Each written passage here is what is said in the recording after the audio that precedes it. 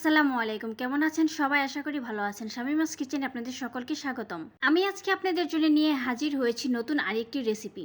মাত্র একটা পাকা আম এবং দুধ দিয়ে যে এত মজাদার একটা পিঠা তৈরি করা যায়, যতক্ষণ না পর্যন্ত আপনি তৈরি করবেন ততক্ষণ এটা বুঝতেই পারবেন না। তবে আর বেশি দেরি না করে পাকা আমের সিজন থাকতে থাকতে আমার ফুল ভিডিওটি দেখে এই মজাদার পিঠাটি আপনিও বাসায় তৈরি করে নিন।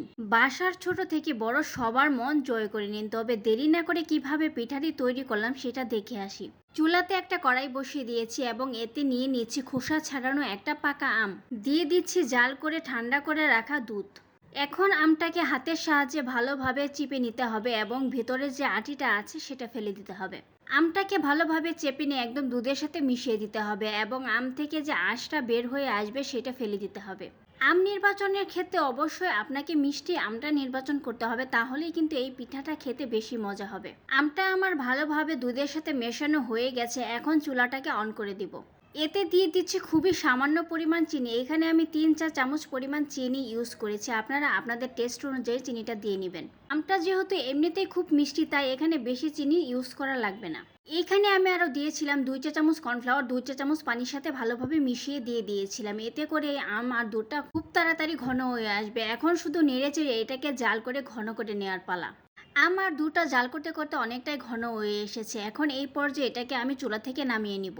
এই আম আর দুধের মিশ্রণটা যখন ঠান্ডা হয়ে আসবে তখন কিন্তু এটা আরও ঘন হয়ে যাবে, তাই এই পর্যায়ে এটাকে নামিয়ে নিতে হবে। পিঠাটা তৈরি করার জন্য এখানে নিয়েছি একটা মিক্সিং বোল এবং এতে দিয়ে দিচ্ছি 1 কাপ পরিমাণ আটা এবং 1/2 কাপ পরিমাণ চাউলের গুঁড়া। এতে আমি শুকনো চাউলের গুঁড়াটা ইউজ করেছি। দিয়ে দিচ্ছি 1 চা চামচের মতো বেকিং পাউডার এবং খুবই সামান্য পরিমাণ স্বাদ অনুযায়ী লবণ।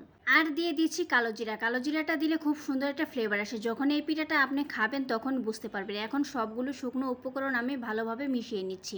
সবগুলো শুকনো উপকরণ মেশানো হয়ে গেছে। এখন আগে থেকে যে দুধ আর আমের মিশ্রণটা জাল করে রেখেছিলাম সেটা এখানে দিয়ে দিব। দেওয়া হয়ে গেলে হাতের সাহায্যে ভালোভাবে মেখে একটা ডো তৈরি করে নিতে হবে। ডো তৈরি করার সময় যদি আপনার মনে হয় যে এখানে আরেকটু আটা লাগবে তাহলে সেটা অ্যাড করতে পারেন। আমি এখানে আরেকটু সামান্য পরিমাণ আটা অ্যাড করে নিয়েছিলাম।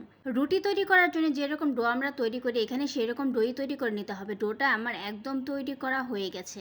এখানে নিয়েছি রুটি বানানোর যে পিড়াটা আছে সেইটা। ডোটাকে আমি 2 ভাগে বিভক্ত করে নিয়েছি। এখন এই পিড়াটার উপর আমি সামান্য পরিমাণ তেল ব্রাশ করে নিব। তেলটা দিয়ে নিলে পিঠাটা এখানে লেগে যাবে না, খুব সহজেই উঠে আসবে।